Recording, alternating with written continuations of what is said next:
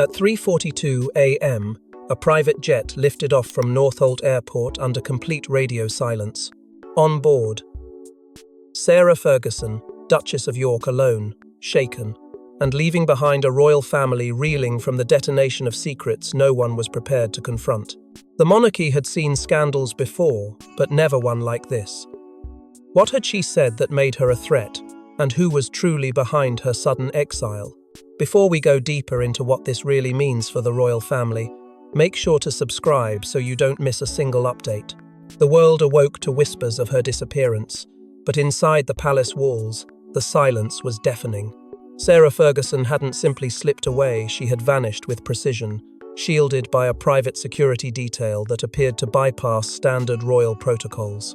The route she took to the airfield was untraceable, and not even her closest aides could confirm when she made the decision to flee. Cameras captured a fleeting glimpse of her being ushered into an unmarked black SUV, head down, flanked by two figures whose identities remain unknown.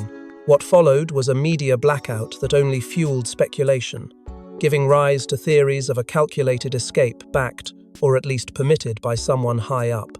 Inside Buckingham Palace, the mood was one of barely contained chaos. Hours passed with no official acknowledgement of Sarah's departure. The press office remained paralyzed, unprepared for the torrent of calls and messages demanding clarity.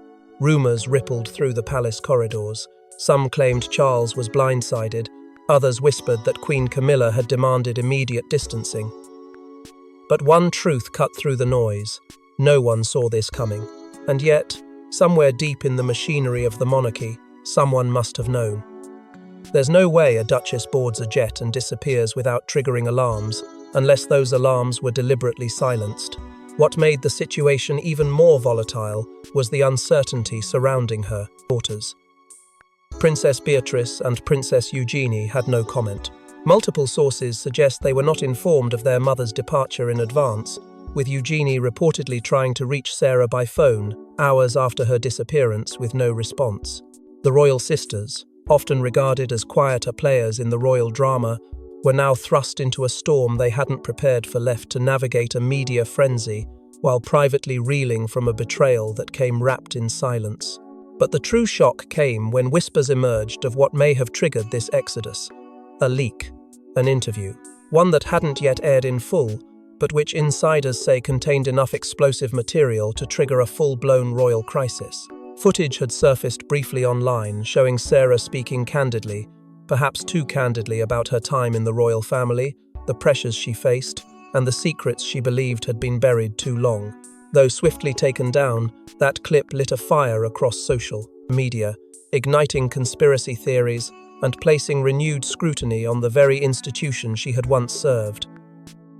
The most chilling element of all was the timing. Those close to Sarah suggest the decision to flee was made within 48 hours of the initial leak. She had reportedly become increasingly paranoid, convinced she was being followed, that her calls were being intercepted. Whether that was fear or fact remains uncertain. But within days, she was gone, and the monarchy was left with a crater where certainty once stood. But to understand why Sarah would abandon everything in the dead of night, we must go back to the moment the interview surfaced and the monarchy's darkest fears became real. It was buried for over 6 months, an unaired interview recorded under strict non-disclosure, locked away in a media vault. But then an insider leaked it, and once aired, the monarchy couldn't put the genie back in the bottle. Sarah Ferguson didn't just break silence. She shattered the very image the crown had fought to preserve. What began as a tightly managed off-record conversation at a secluded media retreat had now erupted into a full-scale royal crisis. The interview, described by those who first previewed it as raw and incendiary, was never meant to see the light of day. It had been tucked away by producers who feared legal retaliation. And for good reason, because once those first 30 seconds aired on a rogue online platform, the damage became irreversible. The Duchess of York spoke not with bitterness, but with conviction. Calm, measured, but unmistakably damning, her words cut into the core of royal mythology. She spoke of secrets wrapped in protocol, of wounds still festering decades after Diana's death, and of a system she claimed was built not to support but to punish. The fallout was immediate. Among the topics Sarah dared to confront was Charles's rise to the throne, suggesting the transition had not been as seamless or as welcomed within the family as the public was led to believe. She alluded to bitter rifts hidden beneath ceremonial unity, naming no one, but implying everyone. Her sharpest undertone, however, was reserved for Camilla, whose growing grip on royal operations was painted not as stabilizing, but suffocating. Sarah's language was cryptic but cutting, referring to an invisible hand guiding the throne from behind the veil. And that veil, many inferred, pointed straight toward Camilla's influence, an assertion that would stir silent fury behind palace walls. But the most shocking moments came when she touched the subject of Diana. Without invoking her name directly, Sarah described the monarchy's inability to protect those who needed it most. She spoke of trauma buried beneath public duty, of grief manipulated for headlines, and of a legacy distorted by those desperate to preserve power. Her words landed like thunder, and they were far from accidental. Viewers knew this wasn't just a recollection. It was a reckoning. What made the interview even more incendiary were Sarah's reflections on her former husband, Prince Andrew. Though measured, her comments suggested long-suppressed truths. She questioned the immunity he appeared to enjoy, subtly challenging the protection he continued to receive despite global scrutiny. It wasn't an accusation, but it was enough to send royal defenders into panic. And when she mentioned the phrase, undisclosed financial arrangements, the atmosphere shifted from uncomfortable to dangerous.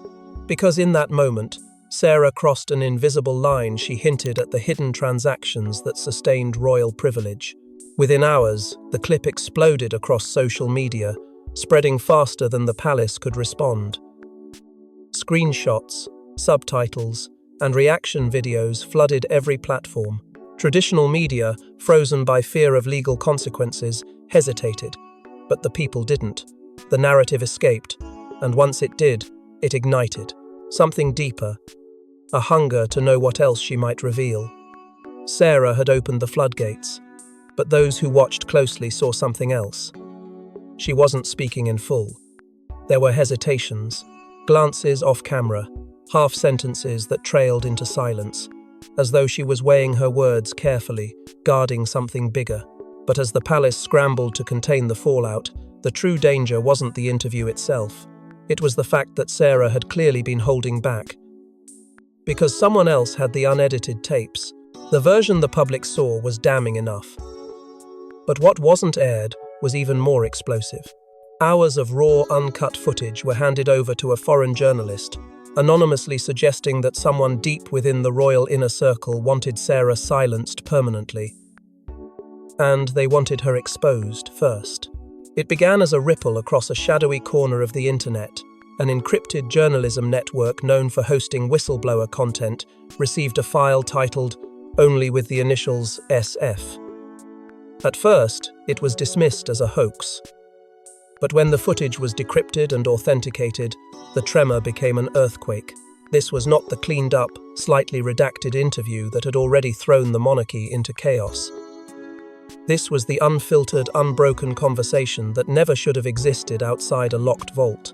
Sarah had not only gone further, she had named forces, hinted at secret pacts, and cracked open the gilded armor of the crown with the force of truth wrapped in veiled defiance.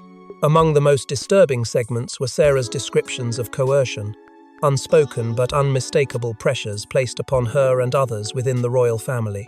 She spoke of veiled threats that came through carefully orchestrated media attacks, of sudden withdrawals of funding, of emotional manipulation disguised as protocol. And while she never directly named names, her phrasing was surgical. The term coordinated silence, when applied to unnamed royals and courtiers, sent shudders through even the most seasoned viewers. It wasn't simply a confession. It was a warning. But that was only the beginning. In a moment that now echoes across royal watching circles like a siren, Sarah mentioned something that had been long whispered in select circles but never confirmed: documents hidden in Windsor vaults. She said the phrase casually, but the context made it anything but trivial. She implied that within those sealed chambers were papers that could rewrite not just her legacy, but possibly call into question aspects of royal succession, funding, and concealed decisions made during Diana's final years. Her face tightened when she spoke of them, as though invoking something sacred or forbidden. Then came the cryptic phrases: the Spencer Clause, the Exile Pact, the Second Will. Each term dropped like a dagger without explanation, but watchers of royal law began to speculate wildly. Was there a private agreement among the Spencers to safeguard Diana's wishes? Was the Exile Pact a pre-arranged mechanism to remove problematic royals from public life without scandal? And the Second Will, was that referring to an alternate version of Diana's last testament, one that never surfaced in legal proceedings? Sarah gave no answers, only clues wrapped in menace. Authorities eventually traced the leak to an IP address linked to a former palace communications officer who had resigned under mysterious circumstances 2 years prior. That officer has since disappeared, leaving behind only an auto-generated email signature and a voicemail that now plays a disconnected tone. When traditional media caught wind of the footage, several broadcasters attempted to address the content, but were immediately slapped with legal injunctions from the palace's top lawyers. Letters cited national security, personal defamation, and threats to constitutional stability. The message was clear. What had been said could not be unsaid, but it would not be legally repeated. While legal teams scrambled to bury the truth, the royals turned to damage control, splintering the fragile alliances already fractured by years of betrayal. They were royal daughters, but also Sarah's only anchors. Beatrice and Eugenie now stood at the crossroads of crown and blood. As their mother vanished into exile, they were given a chilling choice: condemn her publicly or risk losing their own royal privileges. What they chose shocked even their closest friends. In the immediate aftermath of the leaked interview, the royal household was in uproar. But beneath the public silence, the real storm was waging inside the walls of St. James's and Clarence House. And at the eye of that storm were 2 young women, Beatrice and Eugenie, caught between the woman who raised them and the institution that defines them. Less than 48 hours after Sarah's escape, Beatrice was seen entering a discreet side entrance, a Clarence House. The visitor log later revealed she had been summoned by Charles's private secretary, a conversation that insiders say was neither brief nor pleasant. The implication was unspoken but heavy: fall in line or fall with her. For Eugenie, the emotional toll was immediate. Sources close to the princess revealed she had broken down during a tearful call with her mother hours before the jet departed. That call, now whispered about in inner royal circles, allegedly ended with Sarah urging her daughters not to make the same mistakes she had. Though what those mistakes were remains unclear.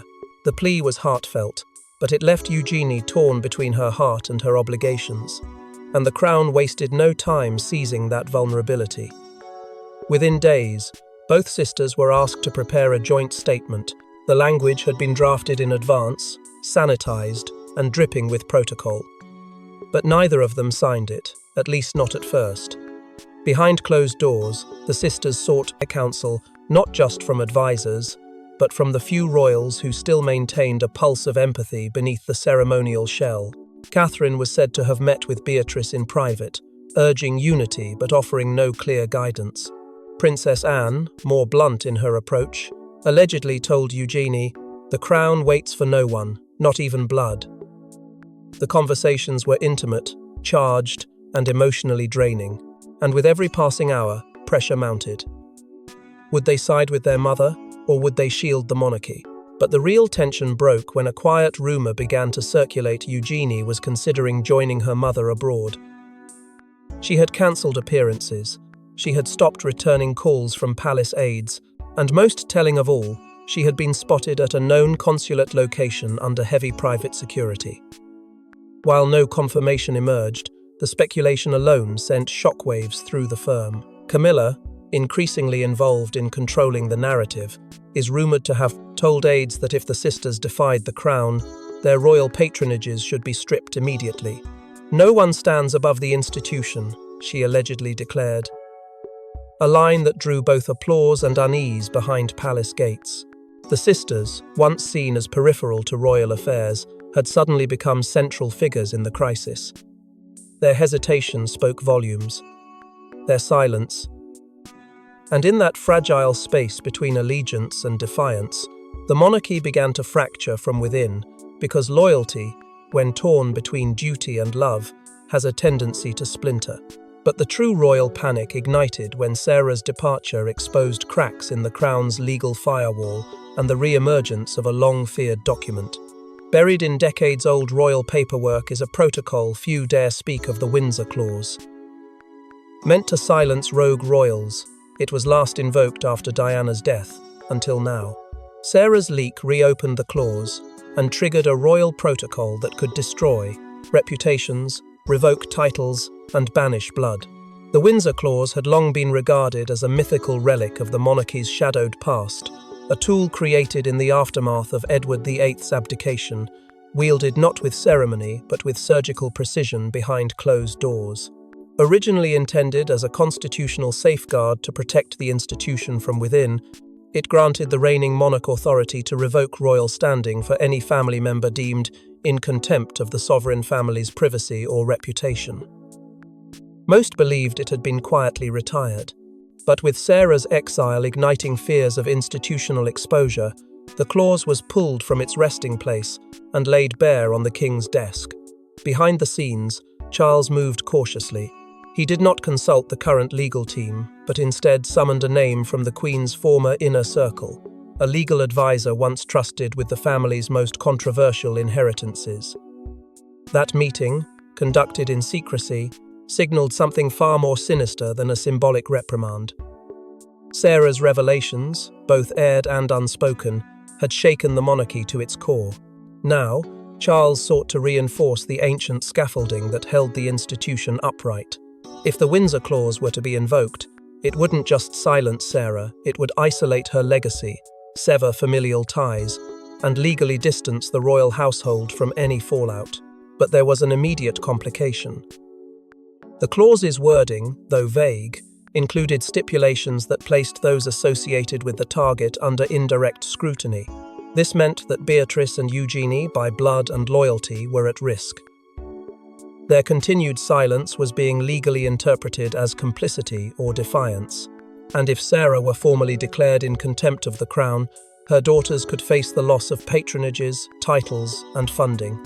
Suddenly, the palace wasn't simply managing a scandal, it was navigating a legal minefield with two princesses caught in the blast radius. Worse still, the clause's revival carried unintended consequences.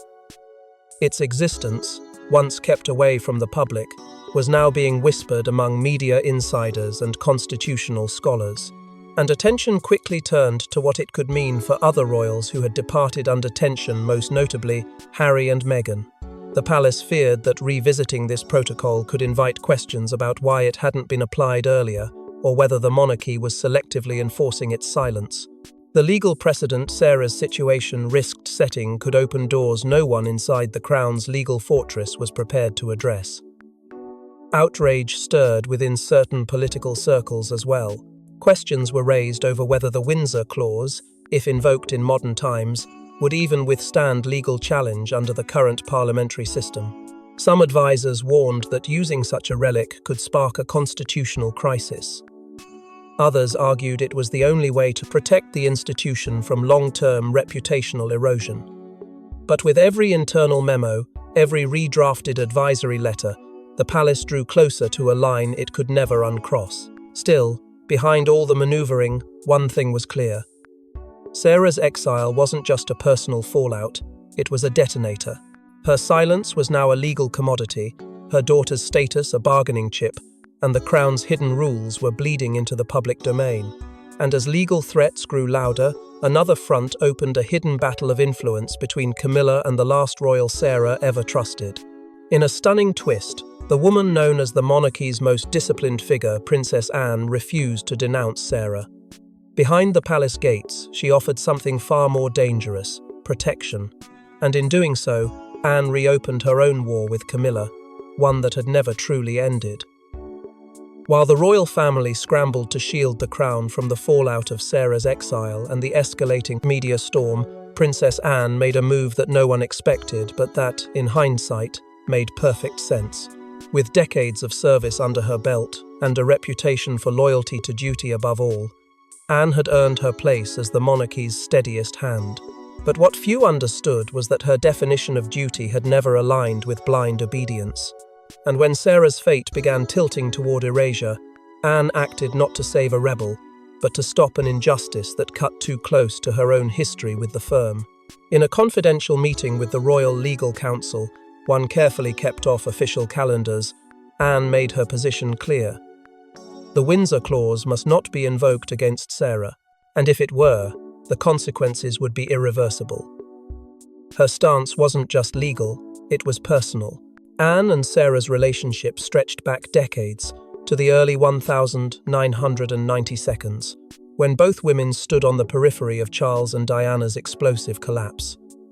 Anne had watched Sarah weather the humiliation of scandal, betrayal, and banishment, yet never saw her break.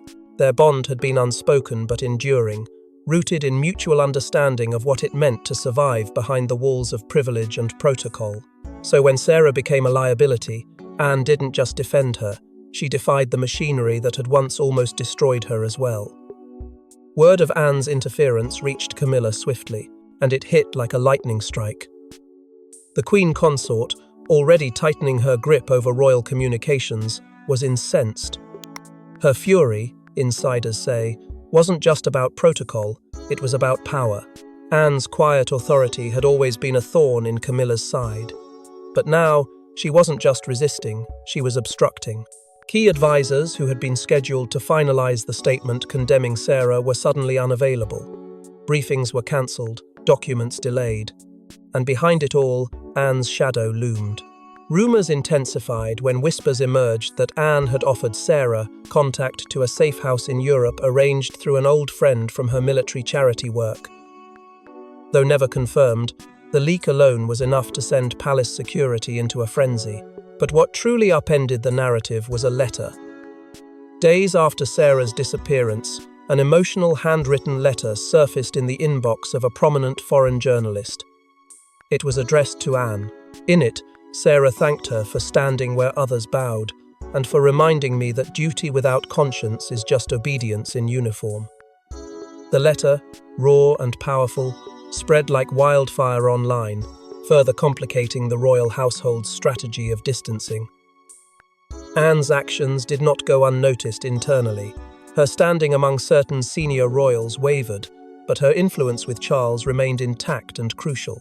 The king, caught between loyalty to his sister and pressure from his wife, found himself in an impossible position. But Anne didn't retreat. She had drawn her line in the sand.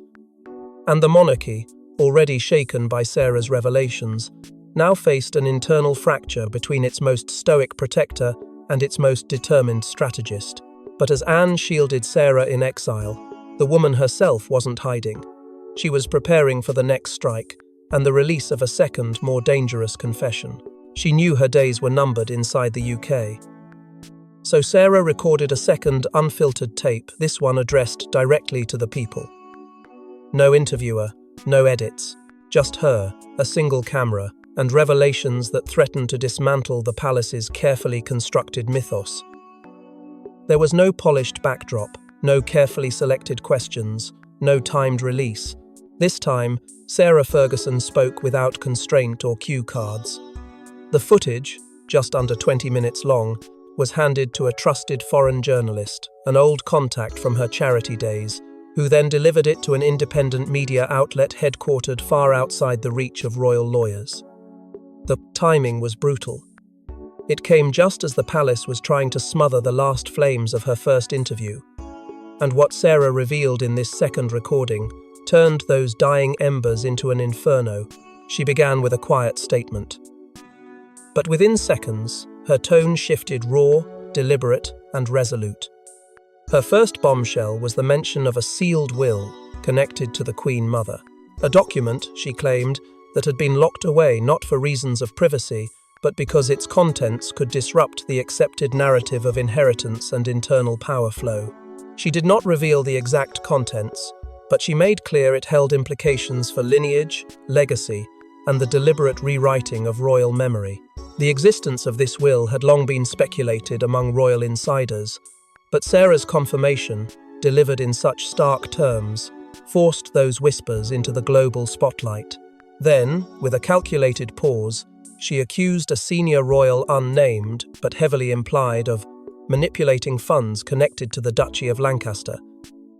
These were targeted accusations of deliberate financial engineering, hidden behind layers of legal loopholes and veiled trusts. She claimed that funds intended for charitable projects were rerouted, that transparency had been sacrificed for influence, and that those who questioned the arrangement were systematically silenced or exiled. But perhaps the most heart-wrenching revelation was personal.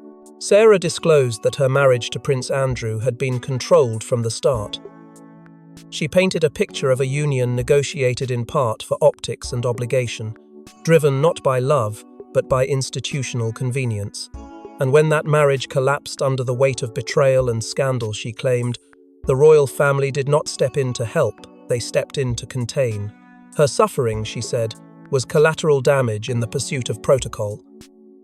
The tape grew darker as she named specific advisors by title and role, who, she alleged, played a direct part in forcing silence following Diana's death.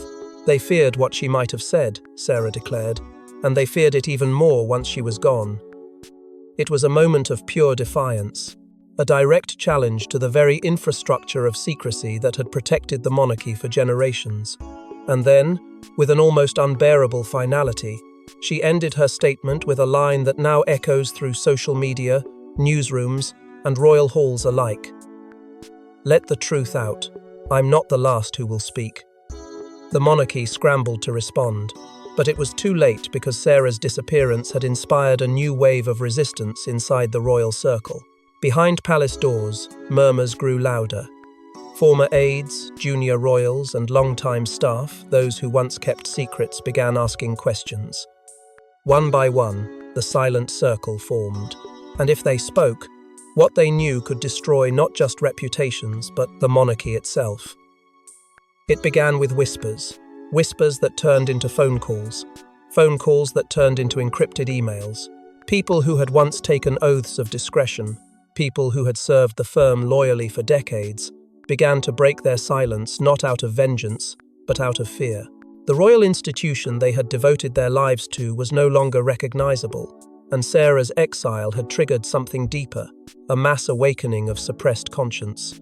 Two unnamed palace aides quietly approached legal counsel outside the UK, requesting whistleblower protections. Their identities were never revealed, but their warnings were clear. If the royal family continued to hide behind legal barricades, the dam would break, and this time, it wouldn't be just one woman speaking. Then came the disappearance of the royal archivist. A figure known only to insiders, he had access to internal charters, ancestral records, and succession-related documentation rarely seen outside the Queen's private circle. After a private meeting with King Charles, details of which remained tightly guarded, he took a sudden leave of absence, cited officially as stress-related. But no one could find him. His flat was cleared out, his phone disconnected. And when a draft memo later leaked referencing charter inconsistencies regarding the Spencer line, the connection was undeniable. Panic swept through senior aides. For years, the monarchy had survived on tradition and secrecy. Now both were bleeding out. At the same time, royal communications intercepted chatter, suggesting that Meghan Markle had been contacted by a former Windsor advisor, someone who had left shortly after Archie's birth. While the specifics of their conversation remain unknown, what leaked was enough to trigger anxiety across multiple departments. It was reported that the two shared grievances, stories of silencing, media manipulation, and financial gamesmanship. That single thread, if tugged too hard, could unravel everything. The mere mention of Meghan's name in this context was enough to ignite a new frenzy across the press, further entangling the royals in a web of suspicion and suppressed accountability. As tensions boiled, Catherine attempted to act as a stabilizer. She met privately with several aides, reportedly pleading for calm and unity. Her message was one of reconciliation, but the walls were already cracking. Some saw her appeal as too little, too late. Others believed she was acting on Charles's orders. Either way, her role shifted from royal figurehead to reluctant mediator, trapped between factions unwilling to yield. And in the middle of it all stood Camilla, tightening her grip, commanding her circle and, according to sources, doubling her private security detail after receiving threats linked to the revelations. Whether real or imagined, the threat was enough to rattle her. The Queen Consort, once invisible to the public eye, now lived behind bulletproof glass and shadowed vehicles. But this wasn't just about personal safety. It was about institutional collapse. For decades, the monarchy had survived through control of media, of narrative, of history itself. But now the silent circle was no longer silent. The old rules no longer applied. And for the first time, the firm was being haunted not by enemies from the outside, but by ghosts of its own making. With internal pressure building and global media closing in, the crown faced its ultimate choice: silence the fire or face the flames. She vanished, but her words remain. Sarah Ferguson may be in exile, but her revelations have lit a fuse beneath the monarchy's marble floors. As the world watches and the silent circle grows, the royal family must decide: will they reconcile, retaliate, or collapse from within? The monarchy has always operated behind layers of formality, ceremony, and silence. But Sarah's second tape shattered that illusion.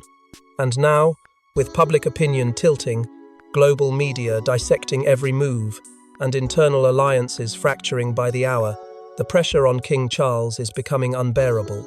For weeks he remained silent, retreating behind brief press releases and pre-scheduled engagements. But silence is no longer an option. The people are demanding answers, Parliament is stirring, and within the palace itself, his aides are divided between those urging a hardline defense of the institution and those warning that continued suppression will only deepen the cracks. At the center of this whirlwind stand Beatrice and Eugenie, no longer merely royal daughters, but unwilling protagonists in a saga that could redefine the future of the monarchy. Trapped between a mother's truth and a crown's demands, their every step is watched. Redemption, for them, would require a public break from Sarah, a move that would devastate the family further. But refusal to conform might see them lose what little royal standing they have left. It's a cruel gamble, one with no elegant exit. Behind the curtain, intelligence briefings have circulated quietly through Whitehall and select foreign agencies. They suggest that Sarah, now presumed to be under discreet foreign protection, has taken refuge in a jurisdiction resistant to extradition and immune to diplomatic leverage. It's a move that indicates one thing clearly: she is preparing for something more. Her exile isn't retreat. It's strategy. She is waiting, watching, and protecting herself as a third, unconfirmed tape hovers like a spectre in the palace's collective psyche.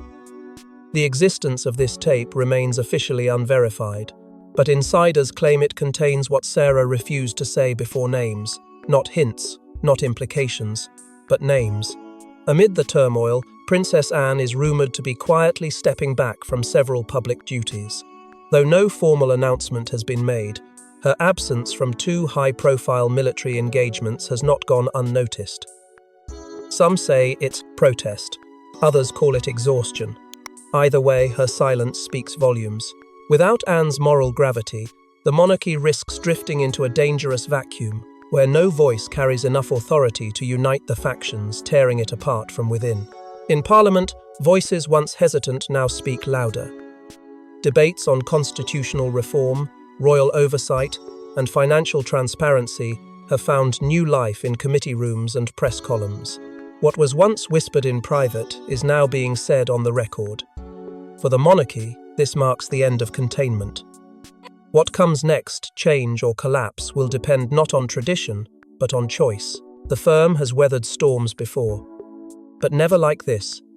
Never with so many fault lines exposed at once, and never with a public so attuned to every misstep.